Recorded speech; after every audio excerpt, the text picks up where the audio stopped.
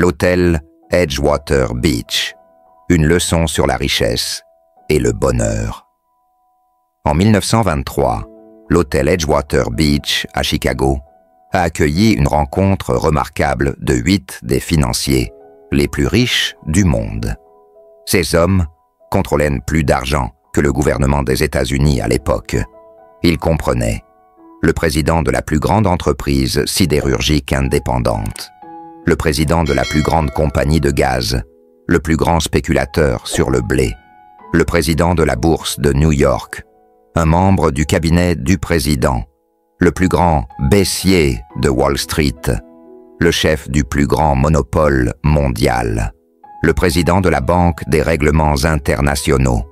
Ce groupe représentait certains des individus les plus prospères de leur époque, du moins en termes de compétences financières.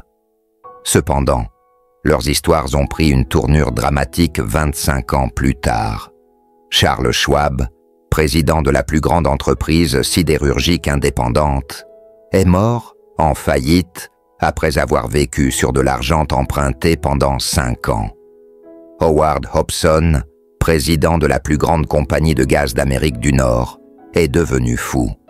Arthur Cutten, le plus grand spéculateur sur le blé, est mort insolvable à l'étranger.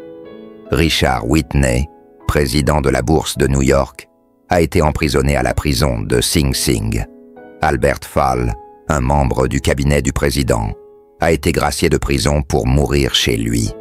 Jesse Livermore, le plus grand baissier de Wall Street, s'est suicidé. Ivar Kruger, chef du plus grand monopole, s'est également suicidé. Leon Fraser, président de la Banque des règlements internationaux, est mort par suicide. Ces hommes ont maîtrisé l'art de gagner de l'argent, mais il semble qu'aucun d'eux n'ait vraiment appris à vivre une vie épanouie, qui est la véritable essence de la richesse. Cette histoire édifiante pousse souvent certains à conclure à tort que la richesse conduit au malheur. Bien que ces 8 hommes aient déraillé, il est important de noter que de nombreux individus riches mènent des vies heureuses et équilibrées et utilisent leurs ressources pour le bien. L'argent a une influence profonde sur nos vies, plus que presque toute autre commodité. La perte ou l'acquisition soudaine d'argent peut drastiquement affecter nos attitudes. Par conséquent, il est crucial de comprendre ce qu'est l'argent et les lois qui régissent son attraction.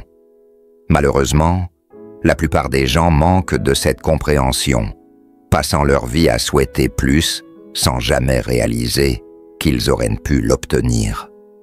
En réfléchissant à cette histoire, concentrez-vous sur votre propre situation financière. Les expériences des autres ne doivent pas vous distraire de l'amélioration de votre bien-être financier.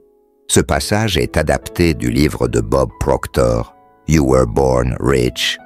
Pour une compréhension plus profonde de la richesse et des principes qui la régissent, je vous recommande de lire son livre.